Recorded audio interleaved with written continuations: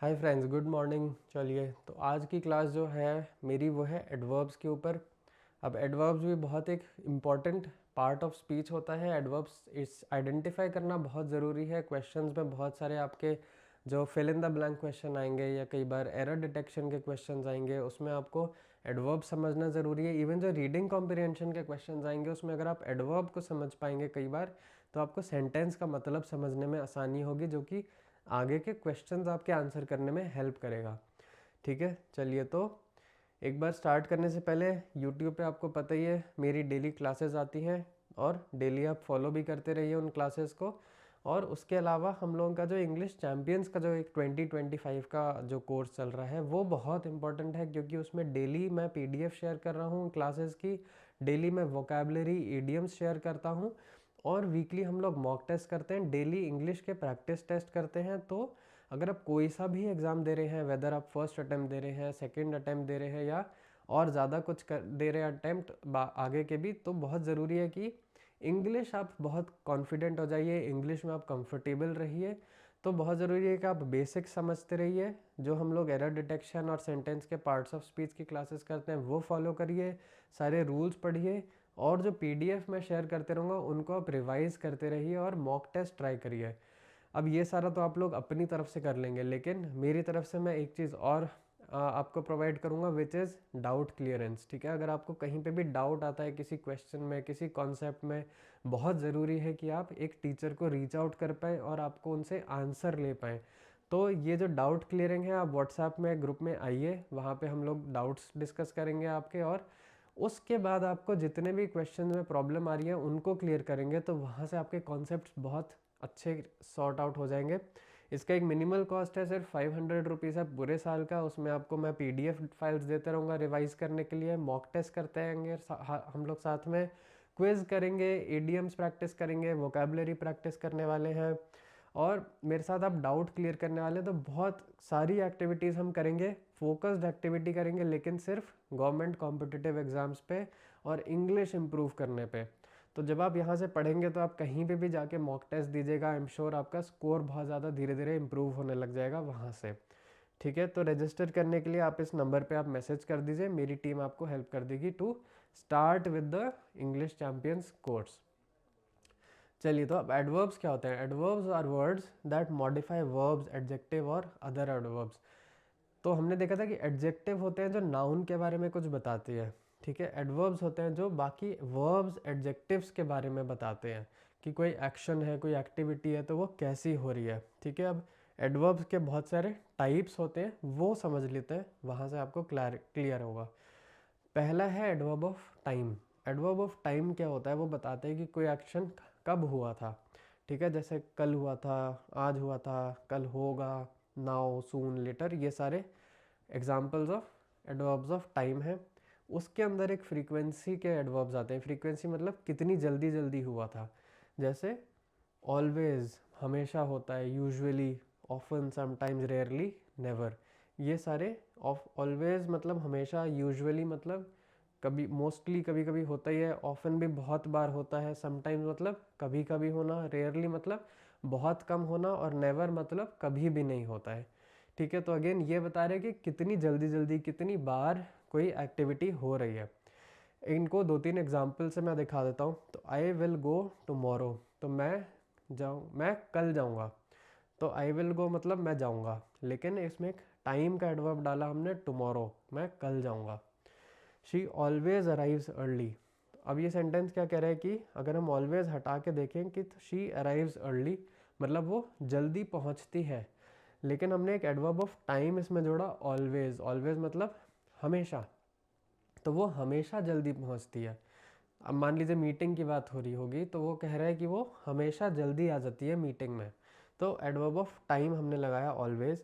They visited recently. अब recently का मतलब होता है अभी कुछ दिन पहले, तो अगेन ये भी एक टाइम की बात करेंगे हम यहाँ पे। दे विजिटेड मतलब वो लोग आए थे, एक एक्शन एक्टिविटी की बात होगी, और कब आए थे, टाइम की बात, रिसेंटली आए थे। या फिर हम यहाँ पे येस्टरडे भी लगा सकते हैं, दे विजिटेड येस्टरडे मतलब वो लोग कल आए थे। ठीक है, तो जब भी टाइम को ऐसे कोई एक्शन के लिए यूज़ किया जा रहा है तो वो एडवर्ब ऑफ टाइम हो जाता है। नेक्स्ट हमारा कैटेगरी जो है वो बनती है एडवर्ब ऑफ प्लेस की, कि वो बताता है कि कहाँ पे कोई एक्टिविटी हो रही थी। तो here, there, everywhere, nowhere, inside, outside, above, below, near, far. ठीक है, ये सारे हमारे होते हैं एडवर्ब्स ऑफ प्लेस। अब डायरेक्शन की भी बात हो सकती है, कोई एक्शन जो हो रहा है वो किस डायरेक्शन में हो रहा है, तो वो एडवर्ब ऑफ डायरेक्शन भी बन सकता है, up, down, forward, backward, away, towards. ठीक है, इतने सारे एडवर्ब्स ऑफ प्लेस होते हैं। अब जैसे एग्जांपल देख के समझ लेते हैं, दे लिव हेयर, वो यहाँ रहते हैं। अब रहना क्या है, एक एक्शन है, एक एक्टिविटी है, और हेयर क्या बता रहे हैं, कहाँ, किस जगह। तो दे लिव हेयर, वो यहाँ रहते हैं। The cat is hiding under the table, मतलब जो कैट छुपी हुई बैठी है वो कहाँ छुप के बैठी है, वो अंडर द टेबल बैठी है, टेबल के नीचे। अंडर यहाँ पे हाइडिंग के बारे में बता रहा है कि वो कहाँ हाइड कर रही है, वो एक्टिविटी कहाँ हो रही है, किस जगह हो रही है, तो अंडर द टेबल हो रही है। ही वॉकड अवे, मतलब वो चल के दूर चला गया। तो वो कहाँ चला गया, अगेन एक डिस्टेंस, एक जगह की बात हो रही है, तो वो चल के दूर चला गया। तो चलना एक अगेन एक्शन होता है, तो अवे मतलब एक एडवर्ब ऑफ प्लेस हो गया कि वो दूर चला गया चल के। ठीक है, ये हमने देख लिए एडवर्ब्स ऑफ प्लेस। ये सारे आपको बहुत बहुत कॉमन आपको इंग्लिश में वर्ड दिखाई देंगे, एडवर्ब्स ऑफ डिग्री। अब ये बताते हैं कोई भी एक्टिविटी जो है वो कितनी कम या कितनी ज़्यादा होती है। Very, quite, extremely, slightly, too, enough, almost, rather या सो। अब इनको हम एग्जाम्पल से एक बार देख लेते हैं कि ही रैन वेरी क्विकली, मतलब वो दौड़ा लेकिन बहुत तेज़ दौड़ा। तो वेरी यहाँ पे क्या है, वेरी को हम बोलते हैं ना इंग्लिश में कि वो बहुत तेज़ जब बोलना होता है तो हम वेरी यूज़ कर लेते हैं। तो वेरी एक एडवर्ब ऑफ डिग्री है, क्योंकि वो दौड़ रहा था बट बहुत तेज़ दौड़ रहा था, तो एक इंटेंसिटी बढ़ गई थी दौड़ने की। तो very quickly, very becomes your adverb of degree. She spoke rather softly, अब यहाँ से अगर हम एडवर्ब हटा देते हैं, शी स्पोक सॉफ्टली अगर हम देखते हैं तो मतलब क्या होता है कि वो बहुत धीमे धीमे बोल रही थी। लेकिन रादर सॉफ्टली का मतलब होता है वो और भी धीरे बोल रही थी। तो रादर जो है वो उस एक्शन को और ज़्यादा, उसकी इंटेंसिटी बता रहे कि कम थी। तो रादर भी यहाँ पे एक एडवर्ब ऑफ डिग्री बन के जाता है, क्योंकि वर्ब हम एक्शन क्या है हमारा, स्पोक, उसने बोला, लेकिन और कैसे बोला था, सॉफ्टली बोला था। सॉफ्टली भी एडवर्ब है, लेकिन रादर जब हो गया तो रादर मतलब उसने और धीरे बोला था, इसलिए ये becomes the adverb of degree. ये सारे वर्ड्स आपको जब भी दिखें किसी एक्शन के साथ तो आपको आइडेंटिफाई कर लेना है कि these are adverbs of degree. ठीक है, कभी कोई एक्शन के साथ दिख जाए तो। ये वर्ड्स अगेन कंजंक्टिव आपको बहुत जगह देखने को मिलेंगे, however, therefore, consequently, moreover, furthermore, nevertheless, otherwise, है ना। बहुत कॉमनली यूज्ड वर्ड्स हैं ये वाले भी, और ये दो अलग क्लॉजेस को कनेक्ट करते हैं और उस पूरे सेंटेंस को एक मीनिंग देने में हेल्प करते हैं। और बहुत इंपॉर्टेंट वर्ड्स होते हैं क्योंकि ये एक मीनिंग ऐड कर देते हैं सेंटेंस में। जैसे एक एग्जांपल देखें कि द वेदर वॉज बैड, ये एक क्लॉज हो गया कि मौसम ख़राब था। हाउएवर, फिर भी या लेकिन, we still went for a walk, मतलब हम लोग फिर भी वॉक पे गए। क्लॉज एक था the weather was bad, clause दूसरा है with we still went for a walk. तो इनको कनेक्ट किसने किया, हाउएवर ने किया, कि मौसम तो ख़राब था। और ये हाउएवर जो होता है ना वो दोनों उल्टे मीनिंग्स किस क्लॉजेस को कनेक्ट करता है, कि द वेदर वॉज बैड, अब देखो जनरली मौसम ख़राब होता है तो लोग बाहर नहीं निकलते हैं, है ना। लेकिन जब एक एक्सपेक्टेड एक्शन से एक और दूसरा एक्शन होता है, अब एक्सपेक्टेड है कि आप घूमने नहीं निकलोगे पर लेकिन आप निकले, तो जब एक्सपेक्टेड से दूसरा एक्शन होता है तो वहाँ पे हम यूज़ करेंगे हाउएवर को। लेकिन, फिर भी, जब हिंदी में जैसे हम बोलते हैं ना, तो the weather was bad, however we still went for a walk. She studied hard, उसने मेहनत से पढ़ाई करी, ये एक क्लॉज बन गया। Therefore she passed the exam, उसने मेहनत से पढ़ाई करी, इस वजह से उसने एग्ज़ाम क्लियर कर लिया। अब यहाँ पे देयरफॉर की बहुत इंपॉर्टेंट वैल्यू बनती है इस सेंटेंस में, क्योंकि वो इन दोनों को एक कनेक्ट कर रहा है और एक मीनिंग बना रहा है दोनों चीज़ों का। क्योंकि उसने मेहनत करी थी इसलिए वो एग्ज़ाम पास कर गई। अब लेकिन आप ये चीज़ देखिएगा कि हाउएवर, देयरफॉर और जो भी आपके कंजंक्टिव एडवर्ब्स आपको देखने को मिलेंगे, हर एक के आगे एक कॉमा आना ज़रूरी है, क्योंकि वो दूसरा क्लॉज स्टार्ट होता है वहाँ से, तो आपको पता चलता है कि सेकंड क्लॉज इसके बाद से स्टार्ट होगा और फर्स्ट क्लॉज आपको इससे पहले ख़त्म हो जाएगा। ठीक है, अब ये वर्ड्स आप जब भी एडिटोरियल पढ़ रहे हो, कोई भी पैसेज पढ़ रहे हो, तो ध्यान दीजिएगा कि कंजंक्टिव एडवर्ब्स का क्या यूज़ किया जा रहा है वहाँ पे। अब एडवर्ब्स कहाँ जाते हैं सेंटेंस में, क्या सेंटेंस के एंड में जाते हैं, शुरू में जाते हैं, वर्ब्स के बाद आएंगे, पहले आएंगे, कुछ रूल्स हैं ये एडवर्ब्स के। तो एडवर्ब्स ऑफ मैनर जो होते हैं वो नॉर्मली मेन वर्ब के बाद आते हैं, या फिर मेन अगर ऑब्जेक्ट है तो उसके बाद आते हैं। एडवर्ब ऑफ टाइम और प्लेस सेंटेंस के बिगनिंग या सेंटेंस के एंड में आते हैं, एडवर्ब ऑफ टाइम और प्लेस। और एडवर्ब ऑफ फ्रीक्वेंसी जो होता है वो वर्ब के जस्ट पहले आता है, वर्ब के जस्ट पहले आता है, अनलेस आपका वर्ब है टू बी वाला जो वर्ब होते हैं उसके बाद में आते हैं आपके एडवर्ब्स। अब एग्जांपल देके हम देख लेते हैं कि ये रूल्स एक्चुअली कैसे यूज़ किए जाएंगे। शी सिंग्स, अब वो गा रही थी ब्यूटीफुली, ब्यूटीफुली हमारा होता है एक एडवर्ब ऑफ मैनर, मतलब कैसे, किस तरीके से। शी सिंग्स ब्यूटीफुली, तो ब्यूटीफुली आपका वर्ब के बाद आता है। हमने देखा adverb of manner after the main verb आ गया हमारा सिंग, उसके बाद आप डालेंगे ये एडवर्ब ब्यूटीफुली। नेक्स्ट सेंटेंस है I went to the store yesterday, मैं कल स्टोर गया था। तो येस्टरडे हमने देखा था कि it's an adverb of time, और एडवर्ब्स ऑफ टाइम जो है वो सेंटेंस के एंड में आएंगे या स्टार्टिंग में आते हैं। तो आप ऐसे भी लगा सकते हो इसको कि yesterday I went to the store, वो भी एक तरीके से ग्रामेटिकली ठीक है, लेकिन आप येस्टरडे को सेंटेंस के बीच में कहीं लगाएंगे तो वो गलत हो जाएगा कि I yesterday went to the store, या फिर I went yesterday to the store, ऐसा कुछ अगर आप लिखने वाले होंगे, अगर आप ऐसा लिखेंगे तो वो it will be grammatically wrong.